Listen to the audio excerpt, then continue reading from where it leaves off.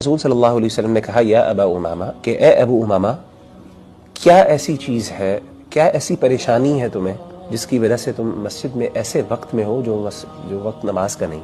تو سیدنا ابو امامہ نے کہا کہ یا رسول اللہ صلی اللہ علیہ وسلم، یعنی مال کی پریشانی اور اس کی وجہ سے پھر غم، مطلب زندگی بہت مشکل ہو گئی، ٹف ہو گئی ہے، اور اس پریشانی کی وجہ سے، اس کیفیت کی وجہ سے میں یہاں پہ مسجد میں آ گیا۔ آپ امیجن کریں کہ صحابہ جو تھے، جب ان کو پریشانی ہوتی، مشکلات ہوتی اور وہ اس طرح کے غم بوجھل ہوتا تو وہ کدھر رخ کرتے؟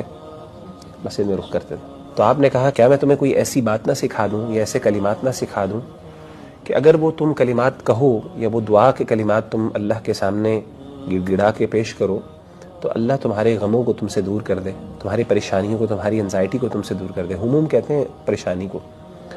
وقضا عنک دینک، اور تمہارا جو قرضہ ہے وہ تم سے اللہ تعالیٰ دور کر دے، یعنی وہ تمہارا ادا کر دے۔ تو انہوں نے کہا بلا یا رسول اللہ، کیوں نہیں اللہ کے رسول، میں تو اسی غم اور اسی پریشانی میں یہاں پہ موجود ہوں۔ آپ صلی اللہ علیہ وسلم نے فرمایا اذا اصبحت و اذا امسیت، جب بھی تم صبح کرو یا شام کرو، یعنی صبح اور شام کے اذکار کے اندر ایک بندے کو دعا پڑھنی چاہیے، وہ نبی صلی اللہ علیہ وسلم نے لکھا۔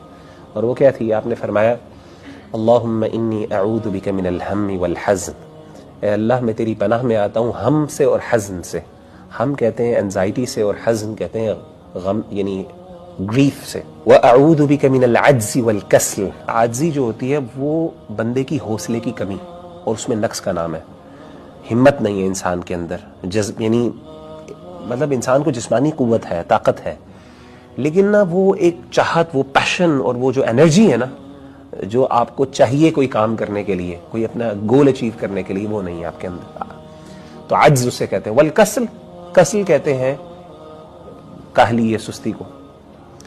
وَأَعُوذُ بِكَ مِنَ الْجُبْنِ وَالْبُخْلِ، اور اللہ میں تیری پناہ میں آتا ہوں جبن اور بخل سے۔ وَأَعُوذُ بِكَ مِنْ غَلَبَةِ الدَّيْنِ وَقَهْرِ الرِّجَالِ، اور اللہ میں تیرے پناہ میں آتا ہوں قرضے کے غلبے سے، وقہر الرجال، اور لوگوں کے قہر سے، مردوں کے قہر سے، یعنی دشمن کے قہر سے اور اس کی زیادتی سے۔ تو کہتے ہیں کہ میں نے یہ دعائیں پڑھنا شروع کی صبح شام، تو اللہ تعالیٰ نے مجھ سے یہ دونوں چیزیں دور کر دی۔